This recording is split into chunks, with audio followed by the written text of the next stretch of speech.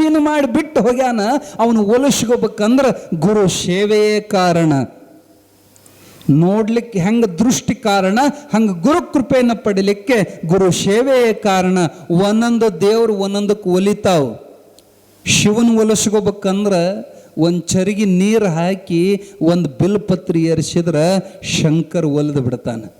ವಿಷ್ಣು ಅಲಂಕಾರ ಪ್ರಿಯ, ಸೂರ್ಯ ನಮಸ್ಕಾರ ಪ್ರಿಯ, ವಾಯು ಗಂಧ ಪ್ರಿಯ, ಗಣಪತಿ ಮೋದಕ ಕೊಟ್ಟು ಒಂದಿಟ್ಟು ದುರ್ವ ಪತ್ರಿ ಅಂದ್ರೆ ಕರ್ಕಿ ಪತ್ರಿ ಇಟ್ರೆ ಅವ ಒಲಿದು ಬಿಡ್ತಾನೆ.